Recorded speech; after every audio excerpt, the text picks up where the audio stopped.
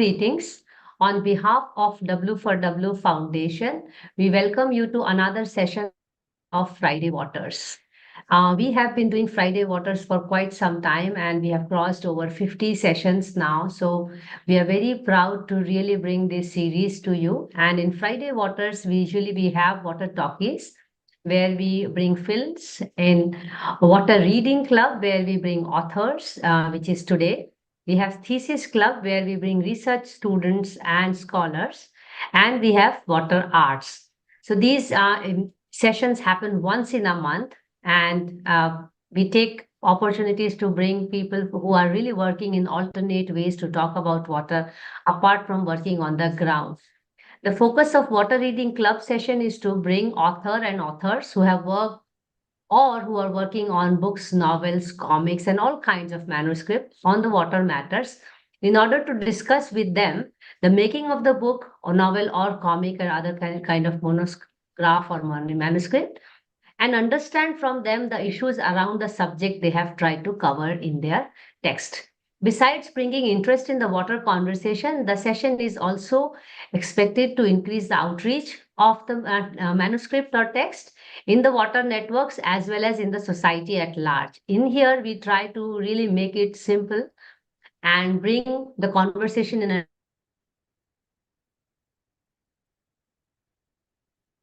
to connect closer to the society.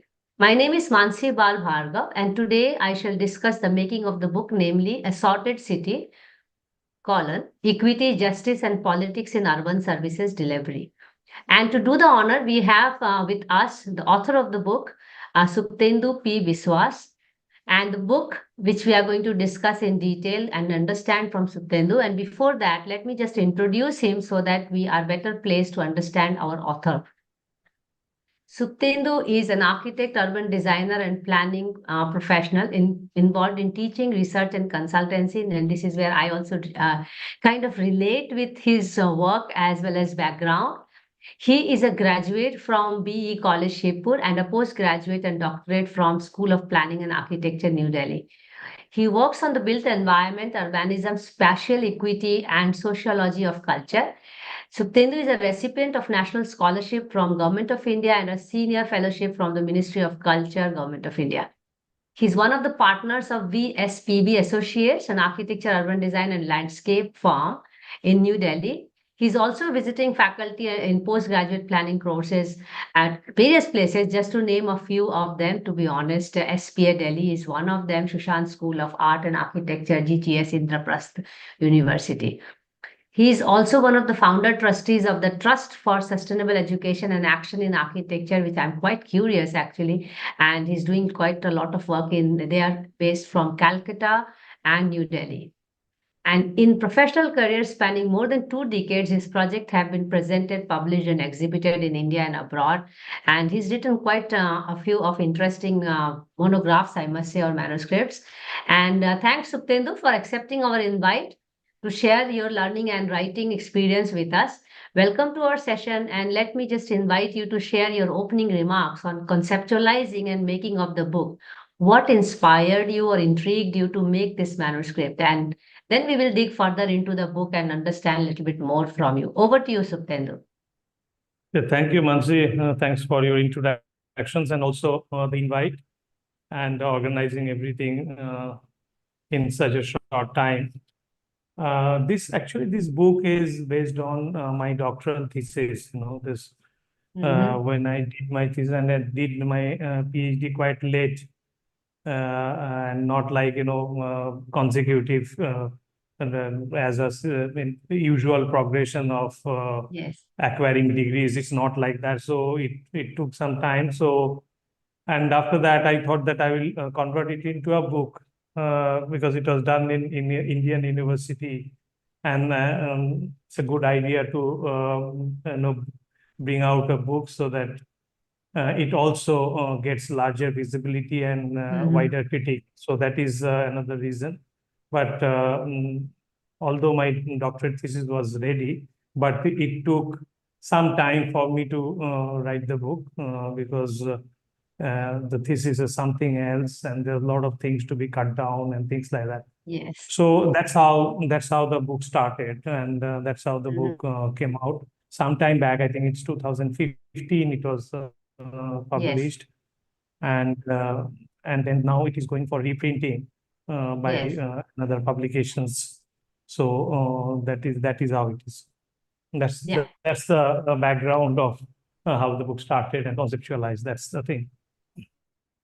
Yeah, interesting. Because I also did late PhD and I'm still struggling to compile it to make a book, to be honest. Again, sitting with the offer and 70% done. So first thing I would like to know, how do you get a motivation to write a PhD manuscript as well as doing a book for publication? That's just on a lighter note. But Yeah, that's interestingly, I mean, that's yeah, difficult. go ahead, please. No, that's difficult actually. That's Yes, difficult, and sometimes you already read so many times of your doctoral yes, research, and then again you read it. So at the end of it, you feel that it has to be done and all that. So, but anyway, this is the book actually offers various things to various people. So, yes. in my work, what I was actually looking at basically the planning and policy research in India Mm-hmm. used to be or are primarily based on huge amount of data and data crunching and this kind of number crunching kind of thing in planning, especially. So the conceptual and theoretical part of it was quite missing in many of that. So that is one thing one would like to, wanted to address actually at that point of Mm-hmm. time. So at the same time, I was also interested to look at cities through certain quantitative aspects. So Yes. trying to make a kind of a progression from conceptual theoretical to a quantitative analysis, and then trying to come to a conclusions or certain commentary. So I look at this book and the work behind it as almost a way to read the city, and it's not something very prescriptive kind of work. So Mm-hmm. it is one way of reading city through the lens of infrastructure, and in this case, it was water supply, Yes. and so that was something one had tried, and Mm-hmm. because in Delhi the water supply is very complicated thing, Yes. unlike many other cities like Calcutta or some other places where the water supply is naturally given. I mean, it is like you open the Mm-hmm. tap and you get the water. In Delhi, it's not. Delhi, it's a scarce service. So because Mm-hmm. of that, the distribution becomes very important. So Yeah. since the supply is less, the distribution becomes complicated, and that is the thing Yes. what had happened in Delhi, which Yeah. I tried to do, and this Yes. this is covering and a time of 2004 to 2012, 13, around that period. Situation is Mm-hmm. changed after that, uh, improved, or it is little different now. Mm-hmm. But many of us, whoever has stayed in Delhi for a time, they can understand the situation, and Mm-hmm. it's also generic in that sense. It's not specific Ah. to water supply only. It is Yes. also it holds true for any other services in that sense, Mm. uh, whether it is housing services or transport or various things. So Mm. you can look at the city through that kind of lens, and Yes. which provides an empirical opportunity to look at the city, and then make a commentary on that, and try to come up with a reading. So that was Yeah. the overall notion of Yes. this book. Yeah. Yeah, interesting. I mean, before we get further into the book and dive into it, Let me just give basic logistics of the book as you mentioned briefly. First published by Sage Publishers in 2015, and the hardcover is available at Flipkart, Amazon, and I have already booked myself one, but it could not reach before the session. But I'm looking forward. Actually, it is going to arrive today. That's what it says. But now, as you mentioned, that the book is reprinted, and actually, I got recommendation for this book for with quite a few people, and I'm thankful to Tikender finally who could connect me to you. So coming to the brief of the content of the book, this is definitely an important contribution to urban planning discourse in India by offering an in-depth conceptual and theoretical insight to address this whole dichotomy between theory and practice. And I was looking at the way how beautifully you have started even the preface, writing your own experience of looking at the inequality between the water supply and and as you just mentioned that maybe water supply is one of the infrastructure service which you have looked into the book, but this is kind of a scenario which can be understood for other services that are offered in the society, so it beautifully narrates how equity and justice are actually, I must say, even manufactured and manipulated in the process of taking decisions on service provision. I mean, the book also captures beautifully the urban processes, importantly in three ways. I mean, you have mentioned them, the planning, the multifaceted methodological perspective, and also the commitment in underlines between the justice and equity in any democracy. Because you clearly mention in first page itself that you focus and you do talk about ideology and all. We are going to come to that, but just completing the logistical part of it to put things in order as a protocol of the session. The book is also exploring and exposing the interplay between the urban existence between various class and other I will say seen or unidentified or unwritten rules of the game, besides the policies and politics, which you also beautifully mentioned of the service delivery. It is a 280 pages long, so I'm sure I'm going to take more time than I'm sitting today. It has three broad sections, which are then having chapters in each section, well distributed by themes. So the first theme you have is positions and propositions, where you do talk about the ideology, policy, and governmentality. Your theoretical framework is built around it. Then planning and practice of delivery, then politics of distribution, where actually it comes out very clear when you are talking about, how inequity or justice can be looked through and how policies and practice dichotomy also exist.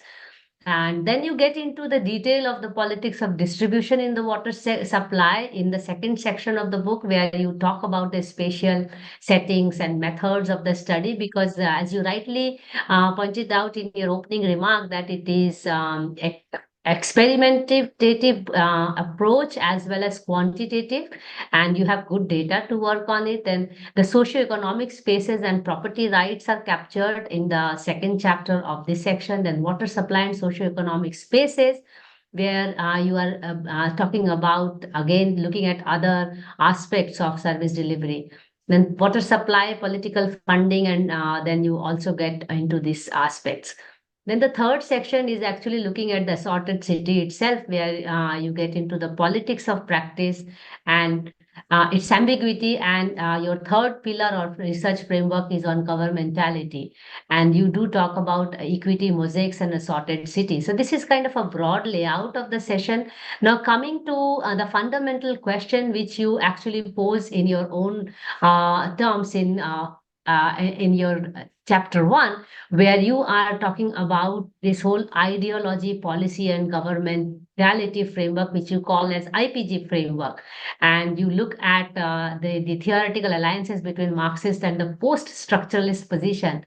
So I'm just curious, when you put these things together and when you are bringing the ideas or the way we have interpreted Marx and the way we look at the post-structuralism and how Indian socialism stands.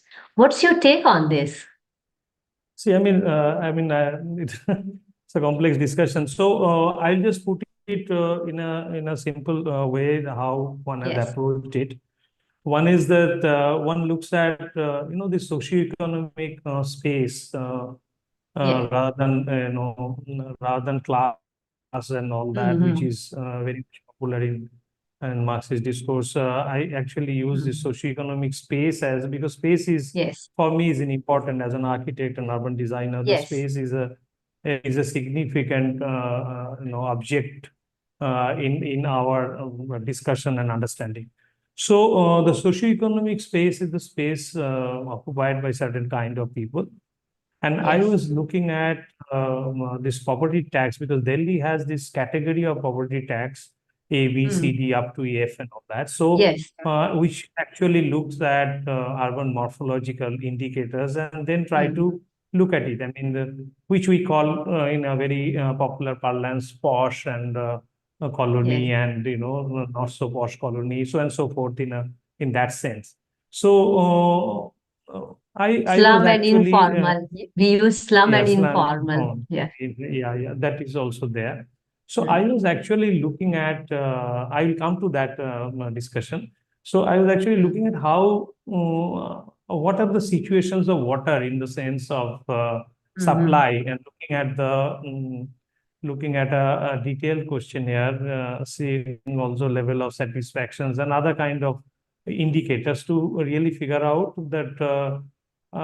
Is there any relationship? The question was, is there any relationship between these socioeconomic spaces and also the property tax data, just to figure out whether that is indicative or not. So actually, we see that I would say that property tax data could be used as a surrogate indicator for Mm.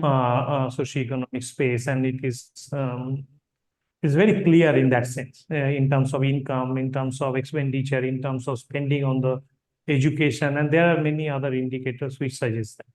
So having done that, then it becomes easier for using the property tax data vis-a-vis the water supply, based on the Delhi Jal Board data, and also on the Mm. ground information, so of the level of satisfaction. Mm. So that was something which made it easier in Yeah. that sense. So when I Mm. look at poverty tax data, that means I actually look at quote unquote the city which is quote unquote legal, in the sense there is Uh-huh. always a discussion between a legal city and Yes. not a legal city, or But in yeah, in a black and white kind of a discussion. uh, So I uh, was actually looking at the thing which within itself, in one, either it's a black or white, uh, one type of thing, and I was looking at a various shades within that. So mm-hmm. the hypothesis is that within the city which is legal, because they pay tax, so it is legal, and Yes. because it is legal, they get a kind of a claim on the Yes. services Services. equally. Yeah, equally, that sense. Mm. And so they should get proper services, whatever property tax category they belong to. In other words, whatever socioeconomic Mm. space they live in. So, and we realize that empirically one can see there is a shades of gray, in the sense there is a gradation. And Mm. also, it was quite clear that higher income strata was getting more water, better Mm. supply, not more water, but better supply in terms of Mm. frequency and Mm. quality, etc., and duration of supply, which is very critical in Mm. Delhi, to Yes. the lower strata of society. Yes. You So do this mention that broad discrepancy, huh? So it also start this kind of reading also starts looking at city a little differently, rather than a Yes. black and white kind of a Yes. discourse. So poor, rich, this that kind of like that kind of a discourse. So and there are nuances which exist within the city. So that Mm. is how I looked at. Mm. And I actually I was as an architect and urban designer, we try to draw Yes.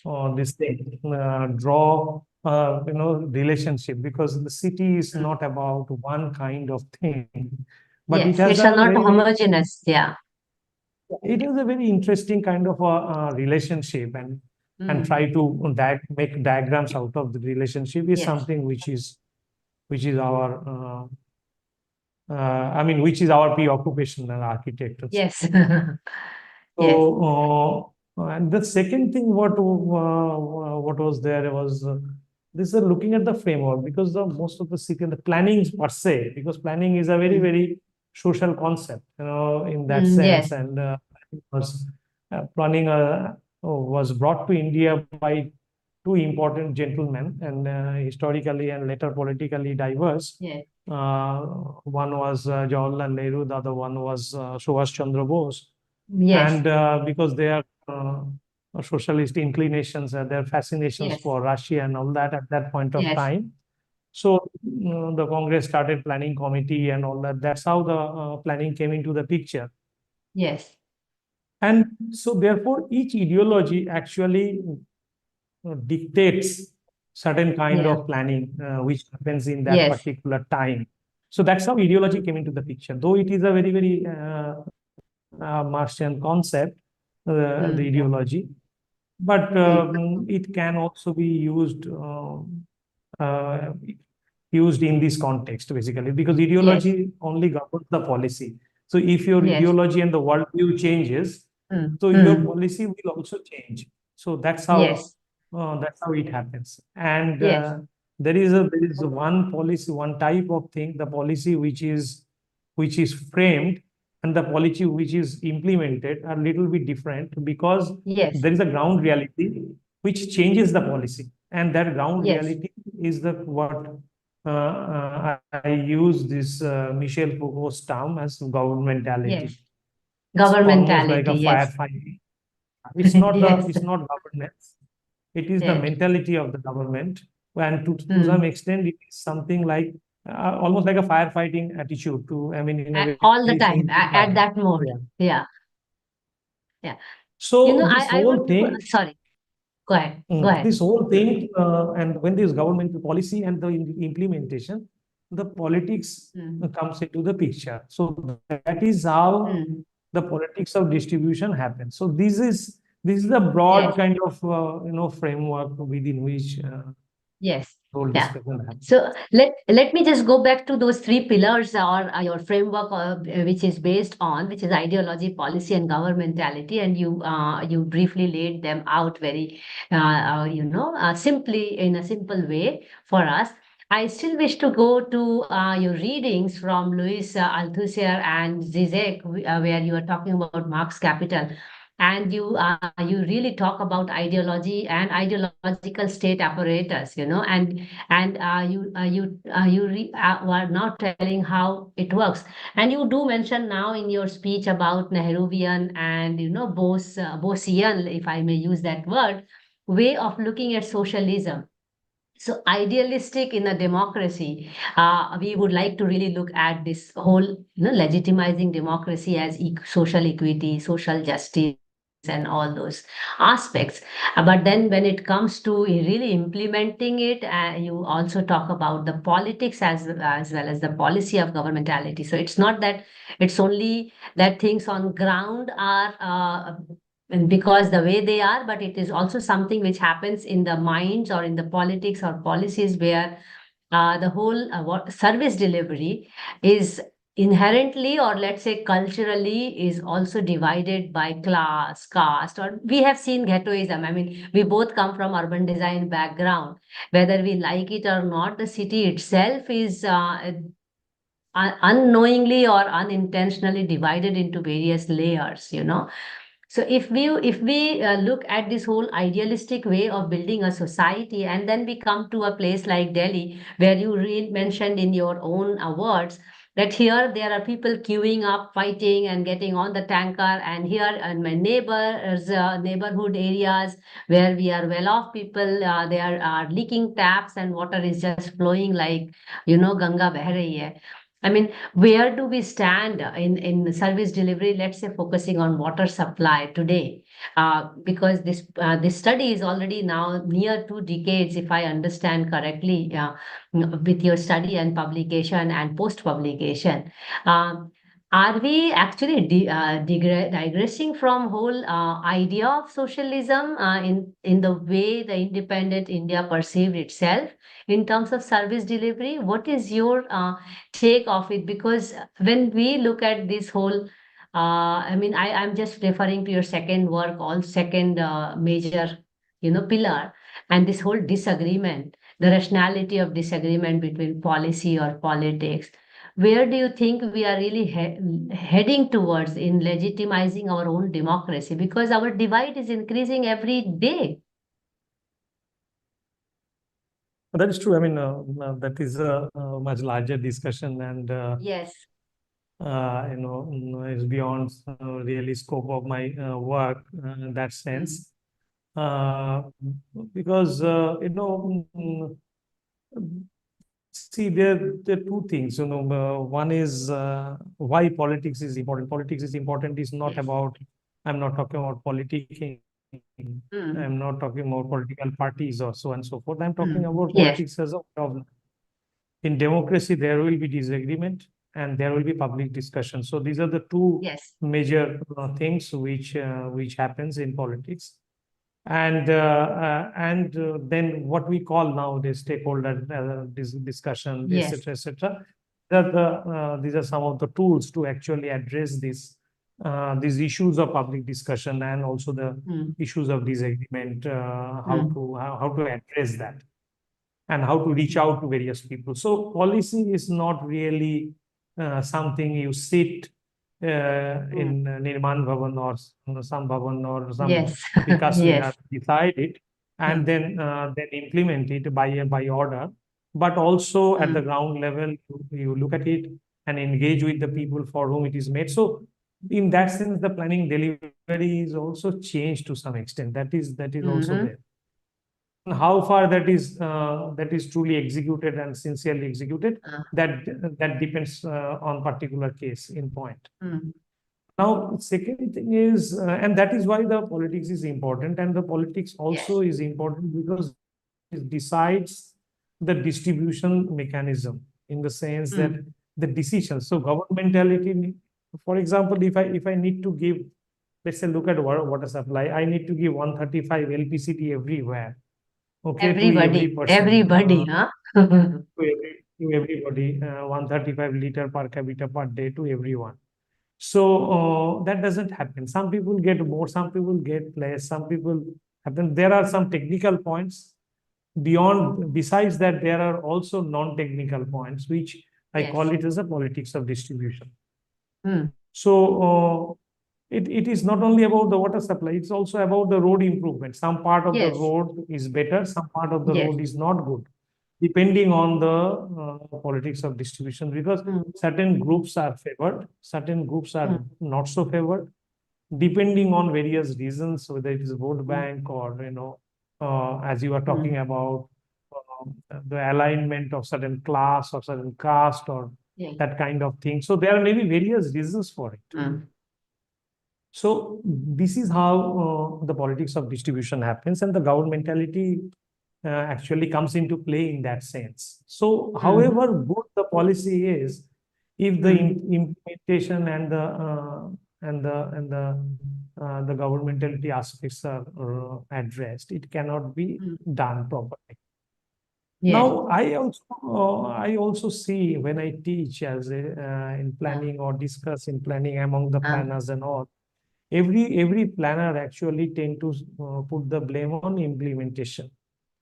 They say that, okay, we planned very well, but it was uh, not implemented, and that's why this is what is happening. But Yes, I think it's our pet lines as designers and yes, planners. yes, yes. So I feel that the planning itself has a problem within it Uh, in a democratic yes. setup, because the Uh, moment it is planning is a policy, right? So if it is a uh, policy is formed only when the consensus is built. uh, Okay. uh, Whereas the politics is about the disagreement. So the moment the uh, consensus is built and yes. it comes into the play, so it actually it actually goes against how it was conceptualized. You understand what I'm saying? Yes. Because there is a kind of a dichotomy within itself. So at every Mm-hmm. level, if you cannot address this disagreement and you address this politics of distribution, your planning propositions are completely out of the reality. So that's what it is. And Mm-hmm. in the planning studios, politics is never really discussed.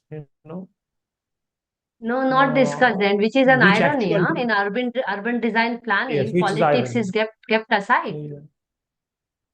Yes. So are we So, imagining an I idealistic think, world when we are in the pedagogy?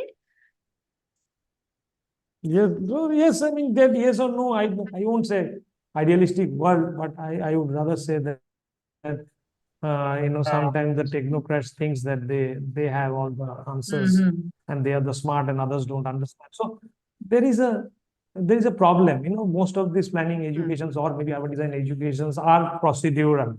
How to Mm-hmm. do it instead Yes, of why to do it. So these are some that's a of the good point. fundamental Mm-hmm. questions. This is how it is done. This is how it is done. That's the discourse. So Uh, if somebody asks why it is done this way, how it is done, so then there is a problem. So and also I failed many things. Many planning studios. I have also discussed this that you should be able to present to a mayor or to a chairman yes, of a municipality and look at the interest. What are the interests? Because uh, there is no point doing a planning exercise when the ground realities are not addressed. So I find that this fallacy is there itself within the notion of planning itself, because yes. the planning means consensus, and the Mm. consensus gets disturbed when it is on ground implemented, because there will be diverse situation and a Yes. diverse disagreement which will happen between the implementation agency, decision Mm. makers, etc., users, and Yes. all that. And I think And you this whole beautifully captured exercise it of through planning is not. disagreement. Yeah. Mm. Yes, yes. Mm. So in this whole discussion of planning is not really addressed to that adequately. So that is one thing. So that's how this whole discussion Mm. of ideology, policy, and governmentality, I feel that it explains the situation uh, quite well, actually, in that sense. And your worldview changes, welfare state changes into a neoliberal state. So your Yes. policy is also changed. Your Yes. implementation is also changed. Mm-hmm. So that way it becomes a very generic framework, and I feel Mm. that this work, this Assorted City work, or my thesis also Mm. contributes to that extent Mm. of developing a generic framework for Mm. others to test it in their own Mm. work and all that. So that Uh, way uh, is good. uh. So it's kind of a marriage between the Marxist and the post-structuralist approach of doing things, you know. I mean, how do you plan to, which is not an easy task, to really bring them together, the idea, the intention, the real condition on the ground and across different time and space. Because when we are talking about governmentality, we are coming across this spatial selectivity, whether it is by geography, whether it is by a social aspect or by economic aspect. It's going to be there. And I think, I mean, that is where, I mean, I wish to come to the whole idea of using the beautiful word as assorted city, because when we were doing urban design, I mean, I'm sure we are from the same contemporary time. Uh, we had all kinds of city books here. I mean, how did you come to this whole idea of a sorted city? Because I thought somewhere you were linking this whole spatial selectivity, the whole idea of, delivery of equity and justice, and the intent of equity and justice in any democracy. I mean, we all know that 135 LPCD has to be provided to every being. Now, there is a concern that the poor people are receiving lesser, but I don't see a concern even till date that the richer are getting more. at least in the policy circles, in the politics circles, So the whole idea of spatial selectivity for us also becomes very crucial when we get into these discussions. Let me just ask a question here to you on, how did you really try to look at these strong concepts and bring them together or interact with each other, the ideology, policy, and governmentality, because you bring them together to the whole politics of distribution. And I see when you talk about distribution, the spatial selectivity matters a lot. So could you please throw some light on that? It's actually, see, there are, when we use the Marxist framework to some extent, so we tend to become a little more ideological. My Yes. notion is not so much ideological. Yeah, my notion is mostly using it as a critical tool, because that is one Yes. of a better theoretical work which actually can use as a very good critical tool.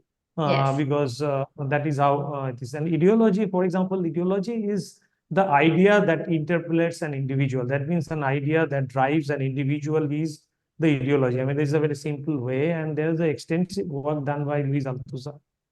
Yes. And Michel Foucault was a student of Althusser to that extent, and they're all related at almost similar time during this French intellectual revival around that time. Althusser, Rancière, and also Michel Foucault. They are all they're like almost like, I would say, a little bit age difference, but almost similar. Etienne Balibar and all that. So those are the very solid discussion which has happened around that time. And I see there is a lot of thread in between, and there are a lot of there are other people also who has used similar framework, not similar, but post-structuralist and Marxist framework together. And I just give you one example. So in talks about it, also Marx talks about the capital and the distribution of the labor and all that. Michel Foucault talks about how to actually orient those labors in a time task, which is, he talks when he discusses discipline and punish. So that is how discipline and punishment. Yes. So he talks about this timetable. So timetable of the worker. So division of labor also happens. So that's how there is a similarity in some way or the other. There is a common thread in some way or the other between these theoretical works. They are not mutually exclusive. They are a critique of one another. But doesn't matter. I mean, they are not totally like, it's not that they don't see eye to eye. And I use that to some extent helpful for me to analyze it, the situations which existed in my study. Now, if I look at it, the next question which you're talking about is how this idea of assorted city and all that. So actually, what happens is when there's if we map a kind of inequity on the city, yes, we tend to get a mosaic kind of a situation. Yes. Pockets of mosaics and all that, which does not have a very coordinated pattern or anything as such within the planned city itself. I'm highlighting this, that within the planned city itself, because planning thought of a just city. So within that there are equity or inequity mosaics. So that gives a kind of assortment. To me, that gives an assortment. And despite making a blueprint planning, we actually come up with assortments of enclaves. Okay, so that gives this idea of assorted city. And I also worked extensively on Gurgaon while teaching Sushant, and thereafter wrote a book on Gurgaon. And Gurgaon actually epitomizes. So Gurgaon to Gurugram, hai na? That's the book, huh? Gurgaon to Gurugram. So Gurgaon is a city that epitomizes this kind of assortment in a different way. Yes. So that's how the cities are. I mean, to some extent, Indian cities are becoming. set of assortment. So that's how this assorted city idea came up, and Uh-huh. discussed it like that. Yeah. Interesting, because I was just thinking why assorted city, and because we in urban design planning we have actually learned to delayer, habitats, and relayer them according to our analysis, which we would like to do. Coming to back to the concepts or the framework in which you have worked on. I mean, I want to dig further into this whole idea of the just, intended, and real distributions, because somewhere we will agree to the point that democracy as an idea itself is an ideology.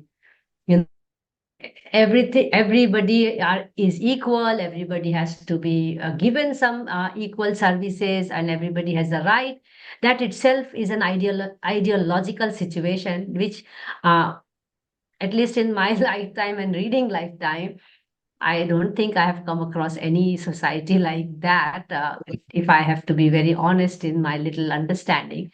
But if we look at the just and intended real distributions, which in your words indicate respective conditions of existence, the imagined ideological condition, and the consensual policy arrangement, and we just discussed before this round of conversation that the planning as a tool really is practiced and taught in a way that there is a consensual arrangement based on the setting one has to plan things, where disagreements and the disarrangements on the ground is not embedded into understanding planning as a process.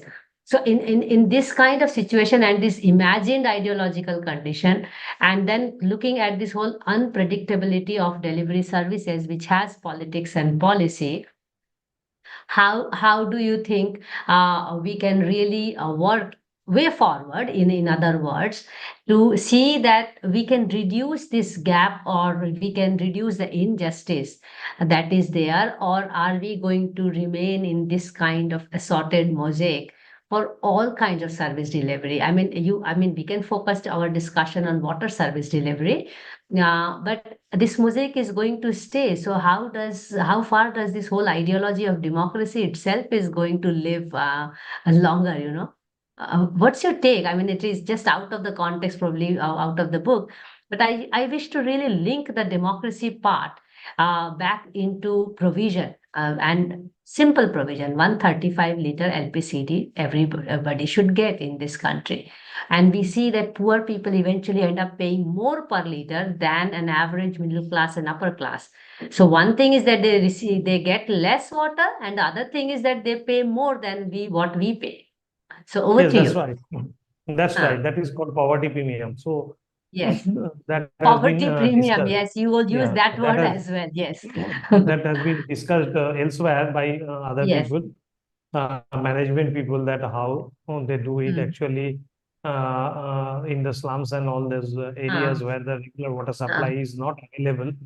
To get mm, quality water, they mm, get packed water, and then how do they mm, spend per day and all that. That calculation is there.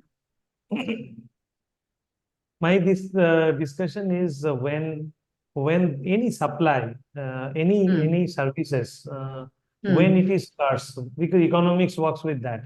It's a mm. money is a scarce resource, so it is never Yes. enough. So Mm, the distribution of it becomes complicated. There is yes. a Then you take a decision. You have Mm, 100 rupees. Will you give 1 rupee everyone? Will you give mm. 50 rupees somewhat to someone and less to other people, so that when he spends 50, it percolates down to the people? That's So good. there are two Mm, different models. So mm, altogether is a mm, larger complex model, mm, the distributive model, welfare state model, and vis-a-vis growth model and all. mm, And nowadays mm, India is being mm. divided into two parts, Yes. politically as well as conceptually and theoretically. So I'm Yes. not getting into that. What I would Yes. talk about it, for example, how does politics of distribution happen? So if Yes. we understand that to some extent, Mm, then we will be able to address it. Uh, mm, to so if the demand and supply are same, like mm, if the water supply and the demand of water is same, then there is no mm, issue. Yes. And Delhi was planned like that, 60s, they planned like that very seriously. 80s also they planned. But suddenly there is a huge influx of people, especially in certain parts of Delhi, South Delhi being one of that. And if you see Mm. the population growth and what was Mm. projected and what actually achieved, I mean, what happened actually, a huge Mm. difference. So Absolutely. your city being the center of activities, economic activities, Mm. always attracts people, So that is Yes. another issue. So Yes. uh, how does one plan? And nowadays, I see there's a lot of problem in terms of data. So Yes. there is no availability of data. So how Mm. does one plan? There is Mm. a limited information of data, and there is also limited access of Skewed. data. Then third one Yeah, and is skewed. the data is fudged Uh, because it suits the people who uh, actually yes. releases the data. So Yes. there is a lot of issues in this involved. Now I Mm-hmm. just come, so that is what the planning goes about, which is not only Yes. the problems of The that. planning is laid on the And idealistic foundation, then, the way we do yeah, planning. yes. So that this should be done. That Mm. is how the question, in the that this is how it should be done. But sometimes they are not sufficient enough. I just tell you one thing. I went to a city. I will not mention the details of it, but I went to a city with a student, a small city, Mm. and which is a thriving economy there, Ah. and Mm. it was horrible environmentally. I could smell in the air Mm. Mm. the kind of environment it is. Mm. My students were also unwell. I had also a lot of problem. But when we look at the environmental data of that particular city, everything was okay. So Yes. everything was supposed to be, everything was told that it is under the problematic line. Mm-hmm. So it is all under control. So that's Mm. how the data is regulated. So that's the politics of information which I talk about. It Yes. suits certain groups, Mm-hmm. suits certain individuals, and suits certain Mm. vested interests. So this is the beginning of the politics in distribution. So this is one way. The other way is the location specific distribution. This, Yes. certain particular, it happens everywhere. In Indian Mm. politics is very, very, Mm. very, very rampant. That Yes. certain MP or certain minister is from some place, those areas, there will be airport or SPA or something or others like that. Some institutions, some aims and things like that. Likewise, services also. Yes, likewise, and that's a national level. So you can Mm. bring it to a Mm. city level. There Yes. will be Mm. like location बिजली specific. पानी light आएगा कि नहीं, बिजली light आएगी कि नहीं, depends on yes Yes. रास्ता. Then Yes. then there is something called selective delivery by the state, which you are talking about Yes. spatial selectivity of the state, Mm. which is more like structural Marxist kind of a Mm. discussion, which Mm. geographers discuss Mm. Mm. a lot, Mm. like objects and also there's like the kind of people who discusses those kind of Mm. discussion that in certain areas it is more, certain areas it is less, Mm. very clear, and we can relate to that. Ah. There is another one which I found very interesting, that is called state of exception, by Giorgio Okay. Agamben, an Mm. Italian post-structuralist Mm. Mm. philosopher. Agamben talks about that, there's a sovereign, the state, if it is sovereign, it creates a kind of exception for certain kind of people and group, and we can relate to it very easily without naming anyone or anybody. Yes. That there is at various government, there is always a certain exception created for certain situation, and that also gives the politics of distribution. Yes. So the moment you can address this distributive conditions, Mm. you will get your answer, that how it will be made more equitable and just. Mm. Mm. So I actually try to give you answer from a different Yes. Yes. perspective, Yes. rather than a kind of a prescriptive perspective. Uh-huh. I didn't want to give a prescription Uh-huh. that this is how it should be done. So, and Yes. I would suggest people to actually read this, Yes. The State of Exception by George Agamben. It's Mm-hmm. not a very fat book. It's a very interesting book, and it talks about Mm-hmm. how the boundaries of law becomes a little more porous for Mm-hmm. favoring certain people or certain group of people. So that's a very interesting Mm-hmm. reading.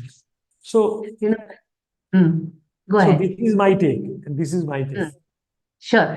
I was intrigued by your two important references, a theory of justice by John Rawls and Amartya Sen's The Idea of Justice, where the whole idea of being fair, or, you talk about opportunities of living in the place of means of living, an idea of fairness. If I take that as a background to have my next question to you, and the whole idea, the way Delhi was brought up as a designed city or planned city, was to reduce the gap between the rich and the poor to the minimum possible. But if we see today, I don't think we have many cities as Delhi that looks so divided, you know especially if we look at the way things are laid out, not only by planning but also by services. I mean, are we seriously far away from this whole, Keynesian welfareism, which is more also Nehru's reference?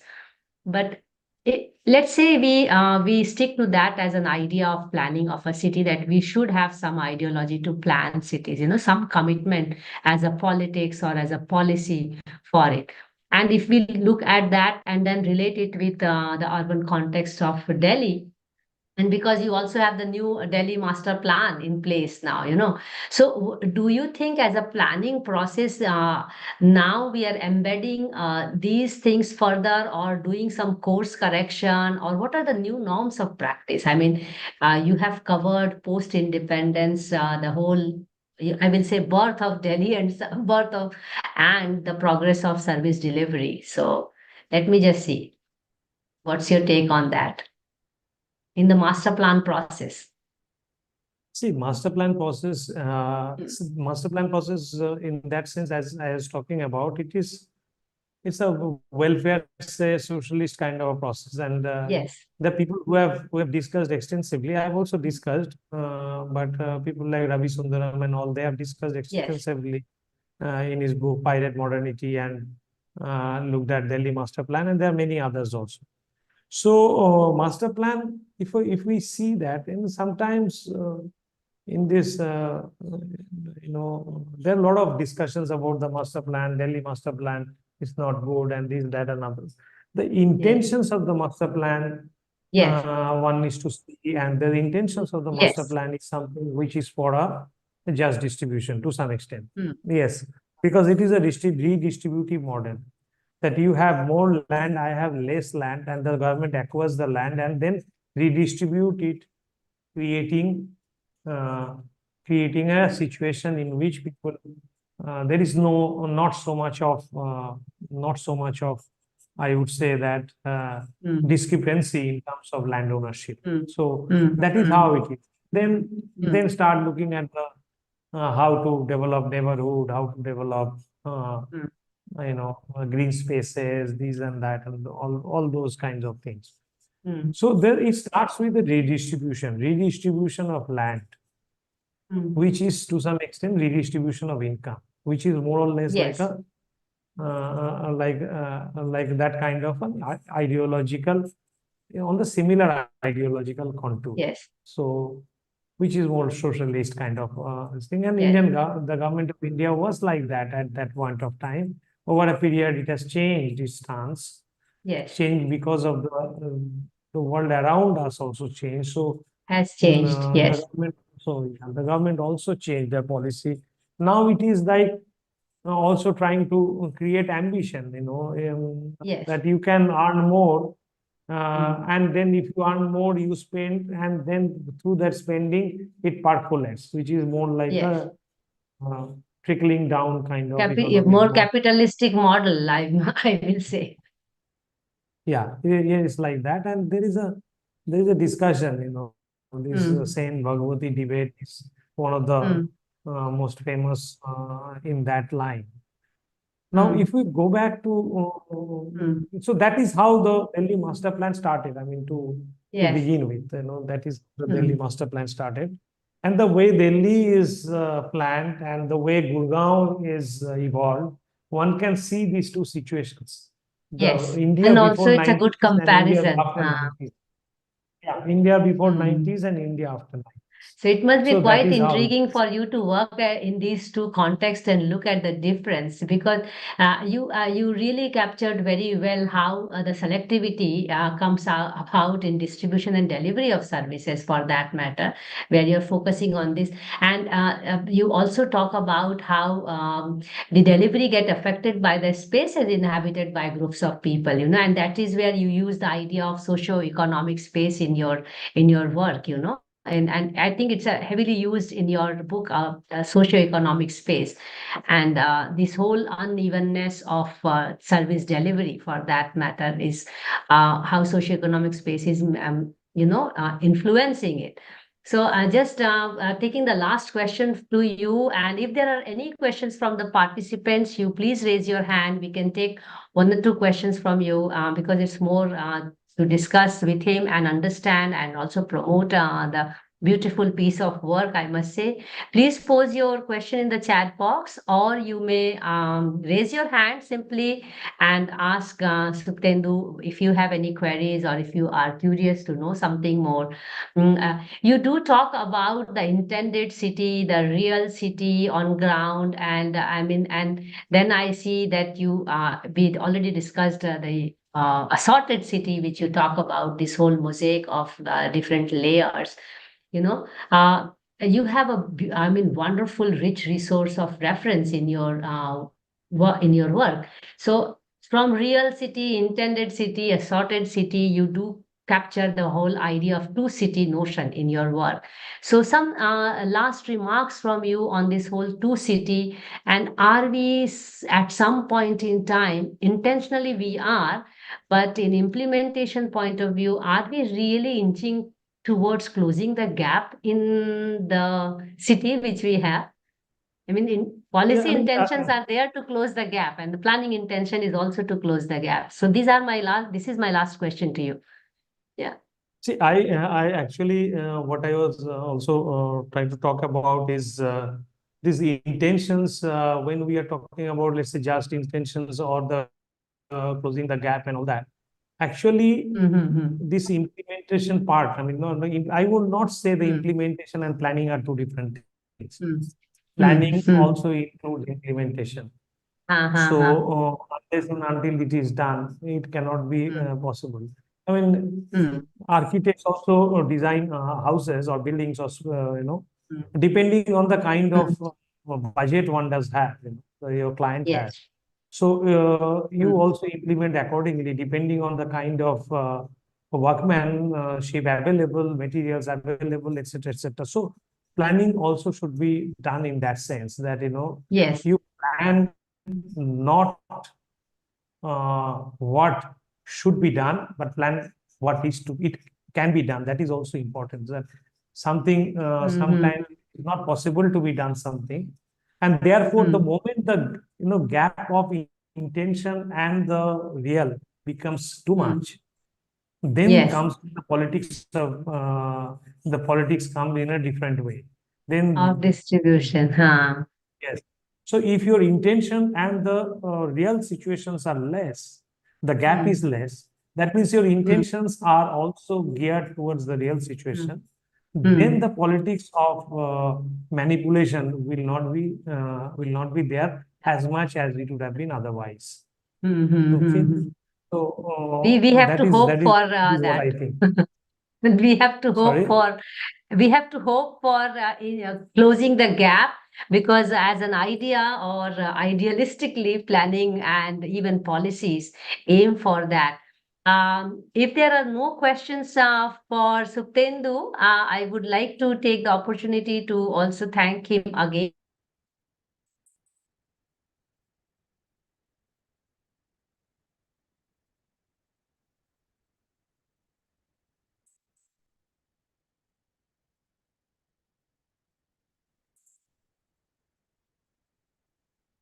you because I can access it and bring your question to him, or you can write to him later on if you wish to. But do get a hold of the book. It's available in Amazon, Flipkart, and with Sage. If the first printing was there, and even now he has.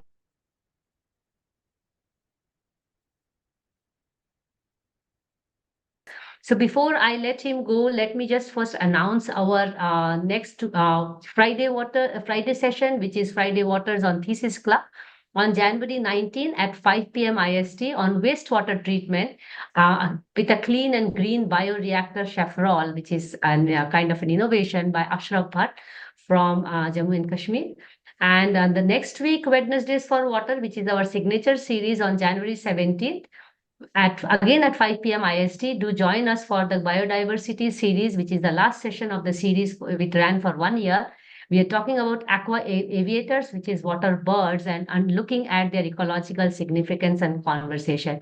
In addition, for all our speakers, nearly 350 of them so far, and running the longest water conversation in the world now, we are organizing Water Festival at IIT BHU Varanasi. I am signing in from there because we are trying to get things ready for all our speakers to come here and mingle with each other, understand each other's work, acknowledge and appreciate each other's work, and also give a helping hand for future collaboration. So we look forward to having you at the Waterfest on 16th and 17th of February at IIT BHU Varanasi. And with this, do circulate our work, which you can find it at www.w4w.in. And now let me just thank, first of all the participants who are here and on YouTube, because nowadays there are more people on YouTube. And and last but not the least, thank you, Suptendu, for your time, and also really opening up very frankly and giving the gist of the book. And I'm sure more and more people are going to be interested to read your book. And wish you all the best for all the writings which you are doing. I am looking forward to having you again to understand the blue lines, which is on Kolkata wetlands. So really looking forward to have that conversation with you. Thank you so much, Suptendu.